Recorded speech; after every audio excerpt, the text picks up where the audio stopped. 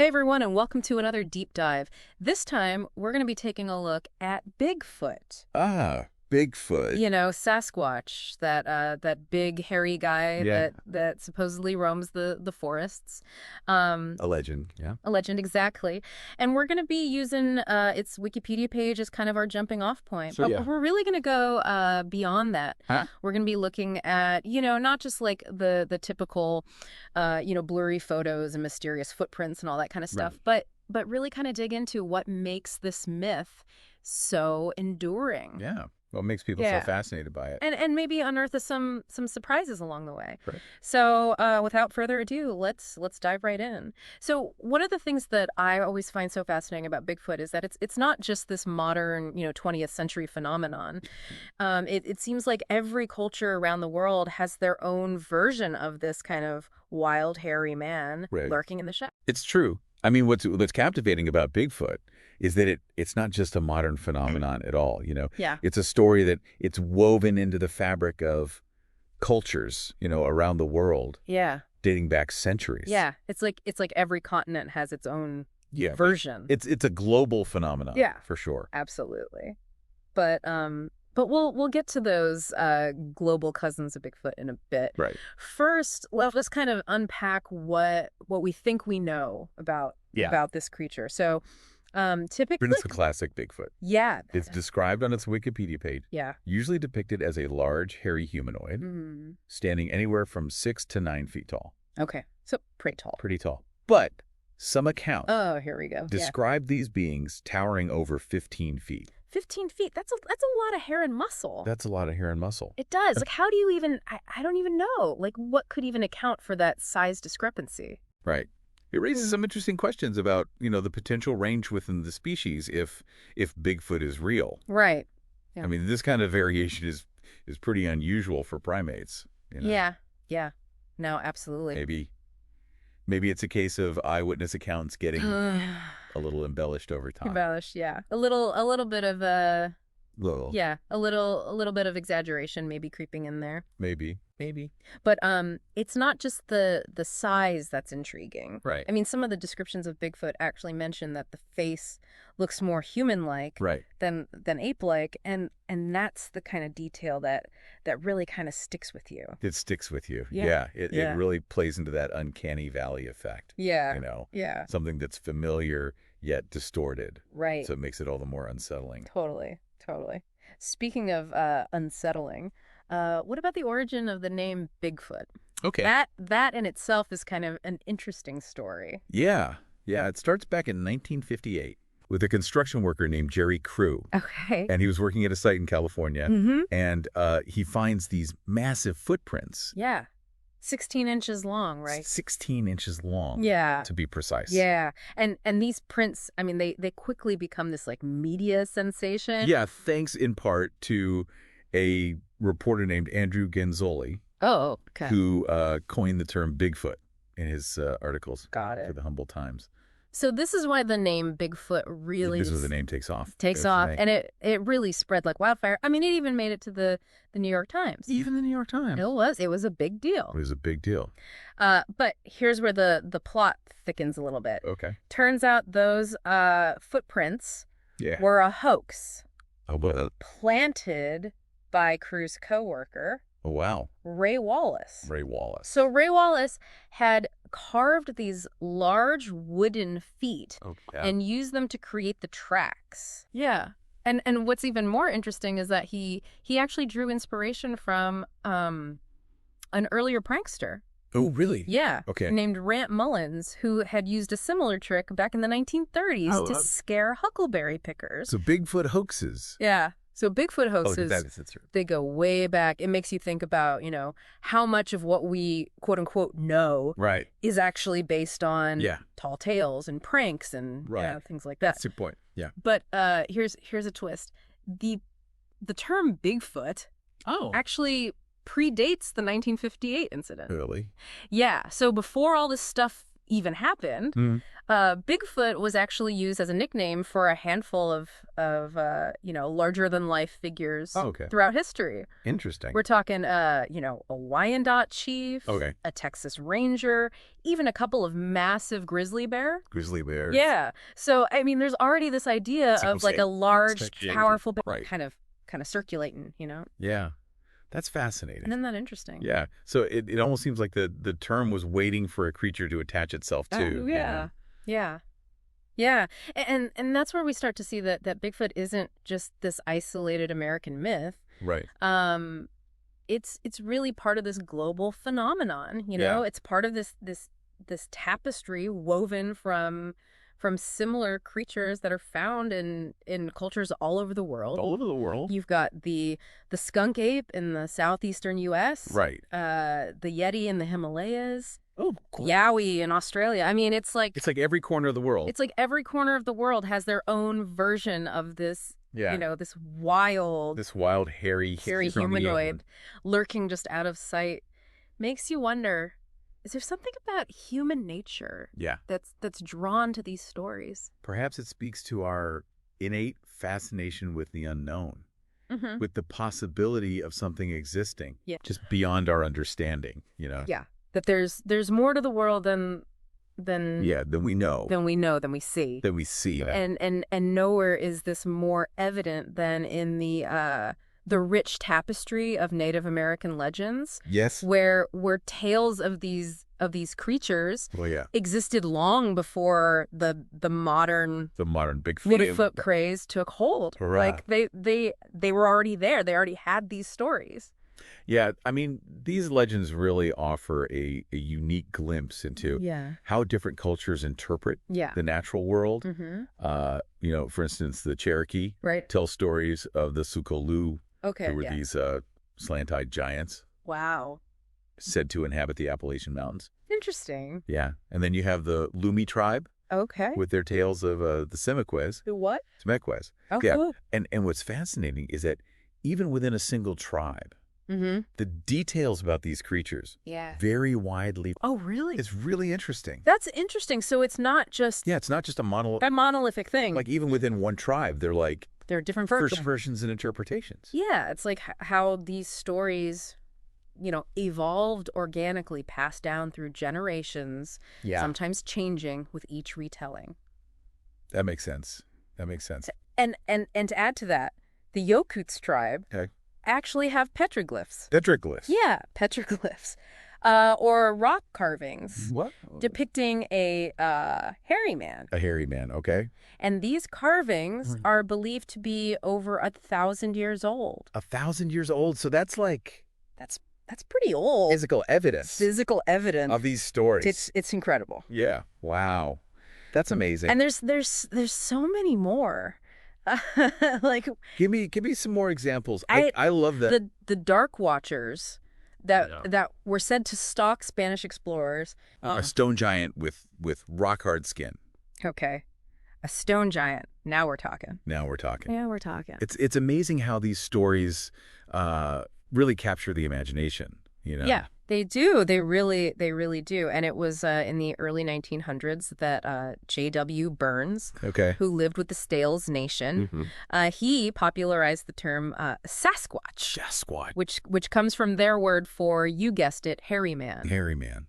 Makes sense. So the Bigfoot that we talk about today is really built on this rich foundation of folklore and cultural history. It's not just a creature. Yeah. It's an idea. That's been shaped and reshaped over centuries. Right. And that kind of leads us to what is perhaps the most iconic here we go. piece of quote-unquote evidence in the Bigfoot saga. Right. The Patterson-Gimlin film from 1967. Patterson-Gimlin film. Yes. The grainy footage of a large, hairy figure kind of strolling through the woods. It's the image that I think comes to mind for a lot of people when they hear the word Bigfoot. Right. But the authenticity of that film. Is a whole other story. Is a whole other story. Isn't it? Yeah, absolutely. Yeah. For sure. I mean, it really is. The Patterson-Gimlin film, it's captivating, imaginations for decades. Right. But for for most scientists, it's just not enough to prove Bigfoot's existence. It's not enough. So what kind of evidence would actually convince them? Well, I mean, blurry footage and anecdotal stories aren't going to cut it. Right. Scientists need concrete, verifiable proof. Okay. We're talking DNA samples. Right. Skeletal remains. Yeah. Something tangible. Yeah. That can be analyzed. Got it. And independently verified. So then what are some of the more common explanations that scientists offer for these alleged Bigfoot sightings? Well, misidentification plays a huge role. Okay. Think about a large black bear standing on its hind legs in the dim light of the forest. Right. It's easy to see how someone might mistake that for something a little more mysterious. Okay. Yeah. I can definitely see that. But what about those reports, especially in the Southeast, that kind of attribute sightings to escaped apes? Right. Is that a viable theory? It's a possibility. Okay. But a very slim one. Okay. While some speculate that the climate in the Southeast could support, a population of escaped apes, right, there's still no concrete evidence to back it up. Right. Scientists would need to find consistent tracks, droppings, other signs of their presence. Yeah.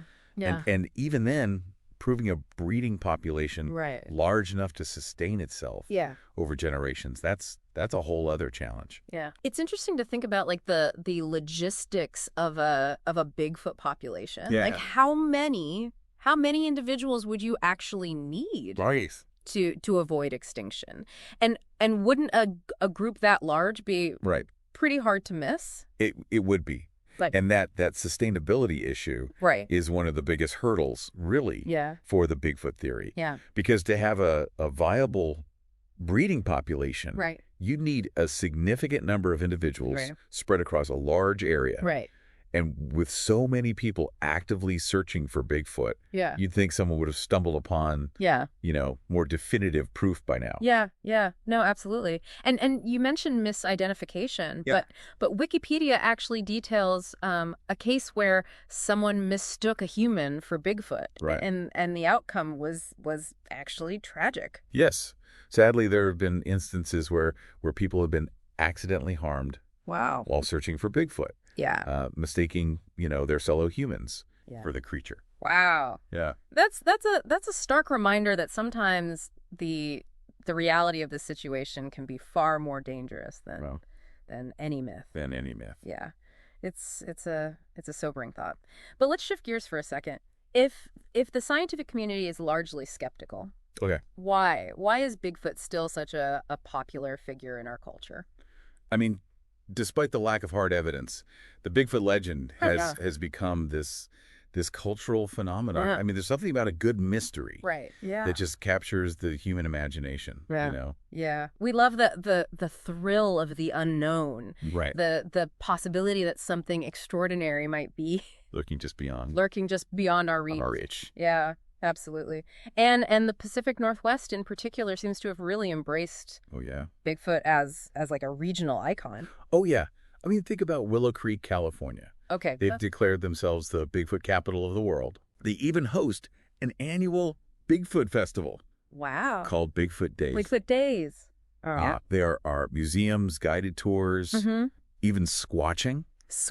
As a hobby. Okay. Where people actively go out and search for finds of the creature. So it's really become this blend of folklore, tourism, even a bit of scientific curiosity. It is scientific curiosity. So it's not just a creature. No, it's a cultural phenomenon. It's a cultural phenomenon.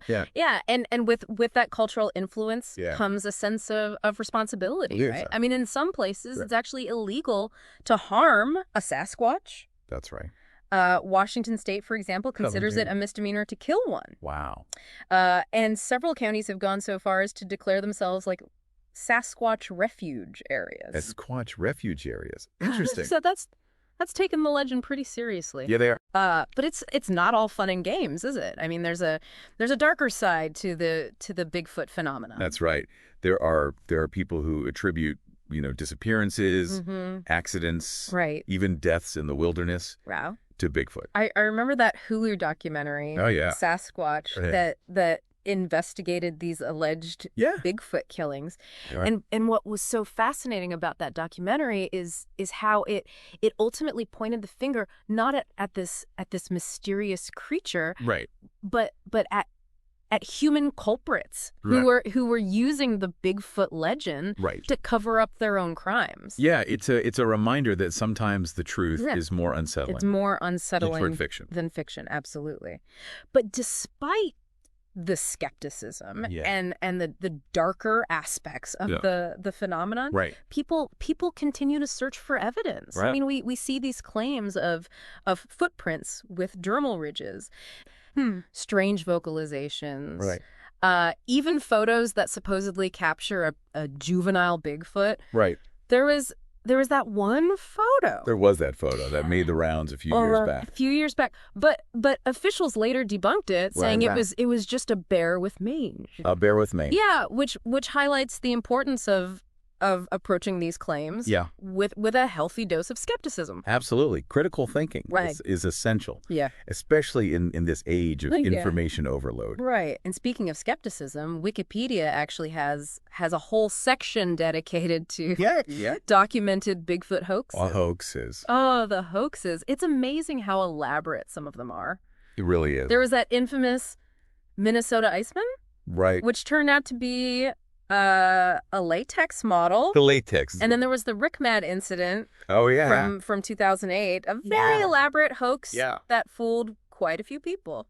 These hoaxes really serve as a reminder that the desire to believe can be incredibly powerful. Right. And it can cloud judgment. Yeah. And even lead people to fabricate evidence. It's a fascinating psychological phenomenon. And it really is. But I have to admit, even with all the hoaxes and the skepticism, there's still this small part of me that kind of wants to believe that Bigfoot's out there. Right. You know?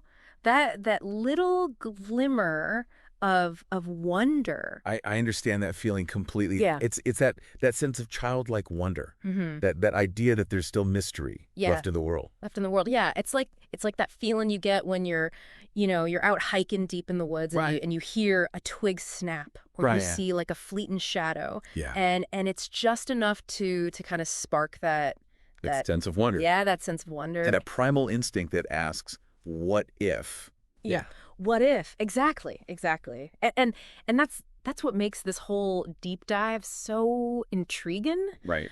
Even if we set aside all the alleged evidence and the hoaxes and the blurry photos and all that stuff, there's still this fundamental question that lingers. Right. Why does the Bigfoot legend persist so strongly? It's a question that's puzzled people for generations. Right. Why this creature? Why now?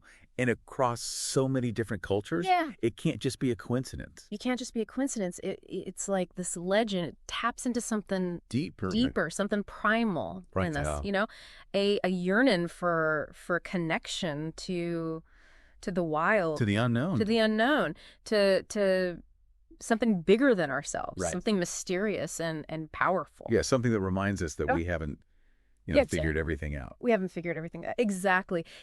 It makes you realize how much of our planet is still unexplored. How much we don't know. I mean, think about the vastness of our oceans. Right. We've only explored like a tiny fraction. A tiny fraction. Yeah. Who's to say what could be hiding in the deep sea or in those, dense remote forests? It's a humbling thought. It is. It is a humbling thought. It really is. Yeah. For all of our, scientific advancements and all the things that we've accomplished as humans, we're still constantly discovering new species, new phenomena that challenge our understanding. Of the world. And maybe there's still room for a little mystery. In our lives. Keeps things interesting.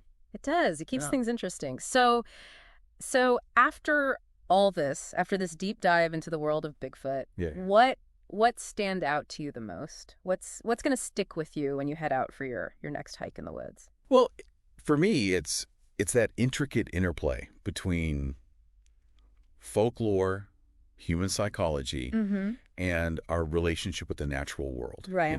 Bigfoot really embodies this yearning for something extraordinary, this connection to the wild, and whether or not the creature itself is real. Right.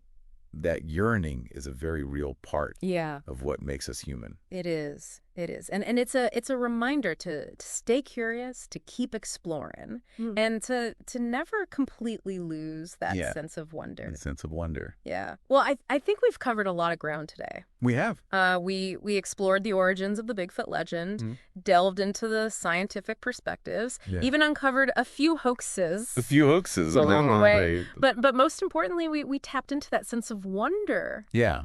That keeps the legend alive. Absolutely. And who knows? Yeah. Maybe, just maybe. Yeah. There's something out there watching us from the shadows. Now, that's a thought to leave you with. Right. Keep exploring, keep questioning. And if you ever do encounter a large, hairy creature in the woods, well, make sure you have your camera ready. Careful. But more importantly, be respectful. Right. Observe from a safe distance. Right. And let's add another chapter to this fascinating and ever-evolving legend. An ever-evolving legend. Happy squatching, everyone! Yeah.